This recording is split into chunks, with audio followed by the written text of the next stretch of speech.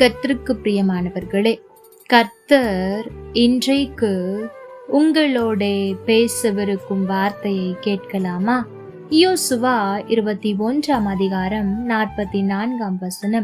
கர்த்தர் அவர்களுடைய பிதாக்களுக்கு ஆணையிட்டபடியெல்லாம் அவர்களை சுற்றிலும் யுத்தமில்லாமல் இளைப்பாற பண்ணினார். அவர்களுடைய எல்லா சத்துருக்களிலும் ஒருவரும் அவர்களுக்கு முன்பாக நிற்கவில்லை. அவர்கள் சத்துருக்களை எல்லாம் கர்த்தர் அவர்கள் கையில் ஒப்பு கொடுத்தார். எனக்கு பிரியமான தேவ பிள்ளைகளே, இன்றைக்கும் ஆண்டவர் இதே காரியத்தை தான் நம்முடைய வாழ்க்கையில் செய்ய ஆவல் உள்ளவராயிருக்கிறார்.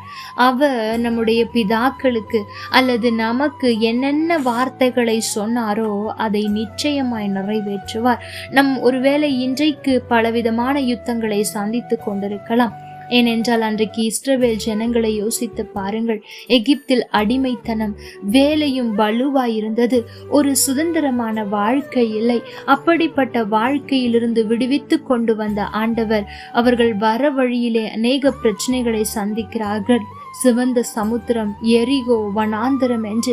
ஆனால் அப்படிப்பட்ட ஒவ்வொரு இடத்திலும் ஆண்டவர் கூடவே நடந்து வந்தார்.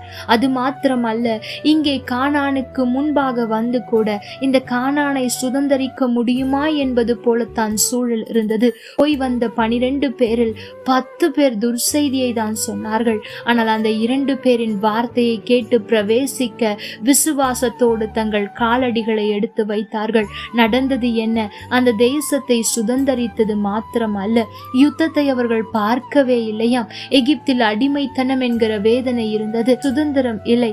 ஆனால் இன்றைக்கு யுத்தமே இல்லாமல் ஒரு ஆண்டவர் அழகான வாழ்க்கையை அவர்களுக்கு கொடுத்தார். எந்த சத்ருவும் எதிரே நிற்காதபடிக்கு ஆண்டவர் இவர்களோடு கூட இருந்தார்.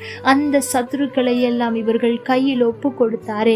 இன்றைக்கு அதே தேவன் உங்களுக்கு ஆணையிட்டதை செய்ய அவர் போதுமானவர். உங்களுடைய பிரச்சனைகள், போராட்டங்களிலிருந்து உங்களை இளைப்பாற பண்ண அவர் வல்லமையுள்ளவர். எல்லாவற்றுக்கும் மேலாக உங்களுக்கு விரோதமாய் நிற்கிறவர்களை உங்கள் கையில் கொடுக்க அவர் உண்மையுள்ளவர்.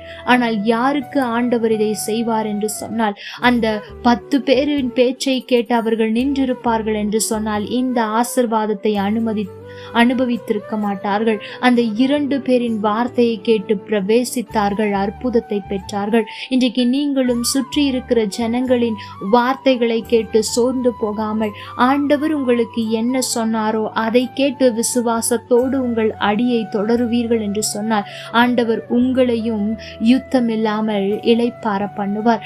எல்லா சத்துருக்களிலிருந்தும் உங்களை பாதுகாப்பார். அது மாத்திரமல்ல, அவர்களை உங்கள் கையில் ஒப்பு கொடுப்பார். எல்லாவற்றுக்கும் மேலாக உங்களுக்கு ஆணையிட்ட ஒவ்வொரு காரியத்தையும் அழகாய் செய்து முடிப்பார். கர்த்தர் தாமே உங்களோடு கூட இருந்து உங்களை ஆசீர்வதிப்பாராக. ஆமென். லைக் பண்ணுங்க, ஷேர் பண்ணுங்க, கமெண்ட் பண்ணுங்க.